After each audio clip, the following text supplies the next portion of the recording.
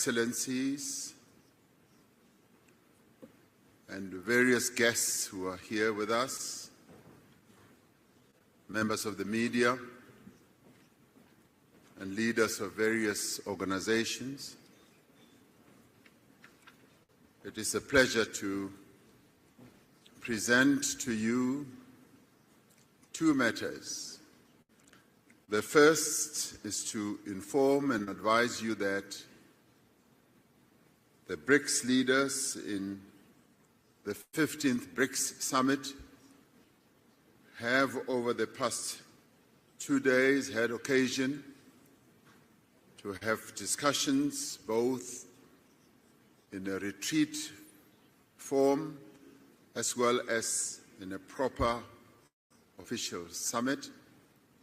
And in the course of those discussions, have reached a conclusion to adopt the Johannesburg II Declaration as a declaration that encompasses and covers the various issues that the leaders had to decide on. These matters have been in discussion for over a year in various iterations and meetings being prepared by our Sherpas and ministers in various meetings.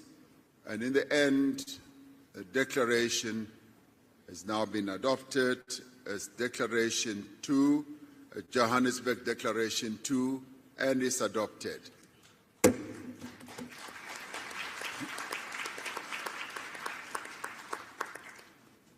And now we come to the media statement, which I will read out, and thereafter each one of the BRICS leaders will make a statement. We have successfully concluded the 15th BRICS Summit yesterday.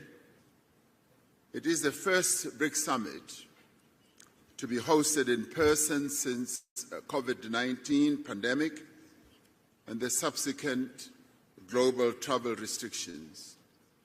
Leading up to the summit, there was a wide-ranging BRICS business forum attended by some 1,500 business people from BRICS countries as well as from other countries from around the globe. This business forum was aimed at attracting investment, promoting collaboration, and showcasing opportunities within South Africa, the African continent, and indeed BRICS countries as well.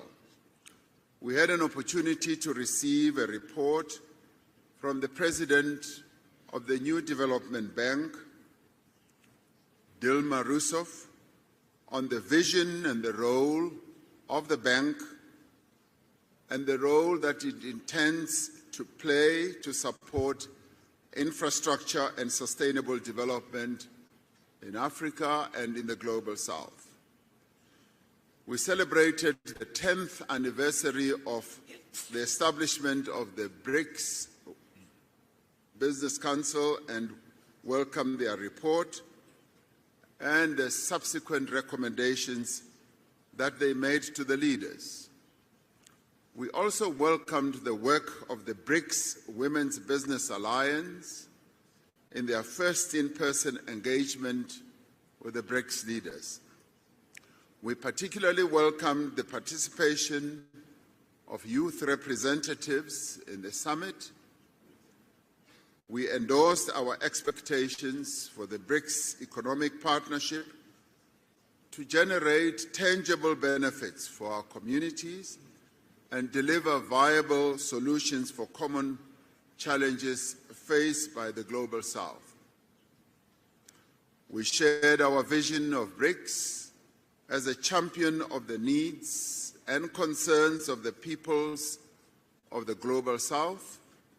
These include the need for beneficial economic growth, sustainable development, and the reform of multilateral systems.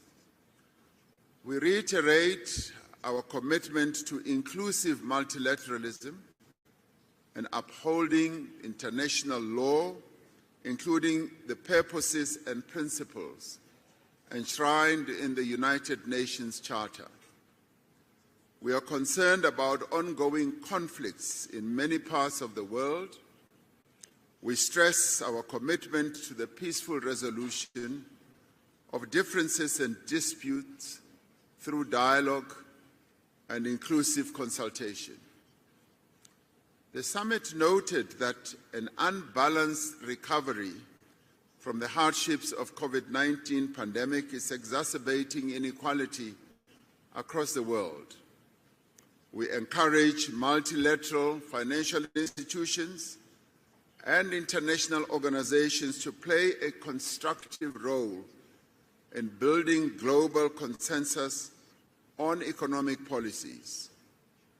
We have noted that there is global momentum for the use of local currencies, alternative financial arrangements, and alternative payment systems.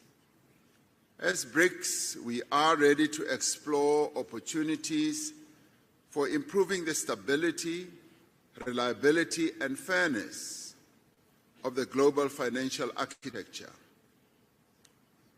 In this regard, BRICS leaders have tasked their finance ministers and central bank governors, as appropriate, to consider the issue of local currencies, payment instruments, and platforms, and to report back to the BRICS leaders by the next summit. This summit reaffirmed the importance of BRICS people-to-people exchanges in enhancing mutual understanding, friendship, and cooperation. The summit appreciates the progress made over the last year in the fields of media, culture, education, sports, arts, youth, civil society, and academic exchanges. We adopted the Johannesburg II Declaration, which reflects key BRICS messages on matters of global economic, financial, and political importance. It demonstrates the shared values and common interests that underlie our mutual beneficial cooperation as the 5 BRICS countries. BRICS itself is a diverse group of nations.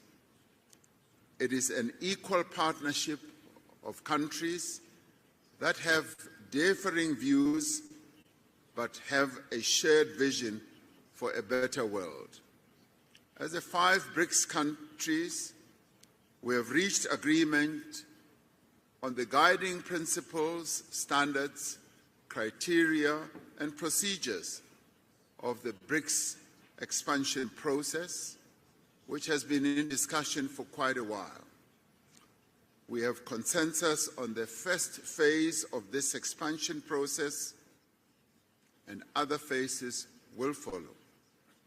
We have decided to invite the Argentine Republic, the Arab Republic of Egypt, the Federal Democratic Republic of Ethiopia, the Islamic Republic of Iran, the Kingdom of Saudi Arabia, and the United Arab Emirates to become full members of BRICS. The membership will take effect from the 1st of January 2024.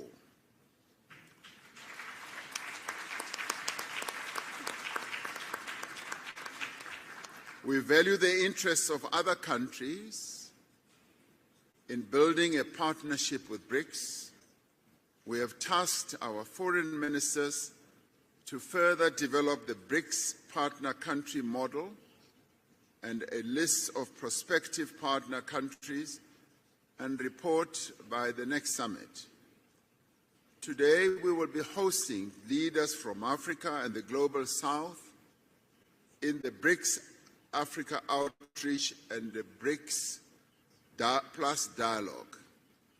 This is so that we can have an inclusive dialogue on key issues affecting developing economies and identify actions that we can take together towards a more equitable, inclusive, and representative world.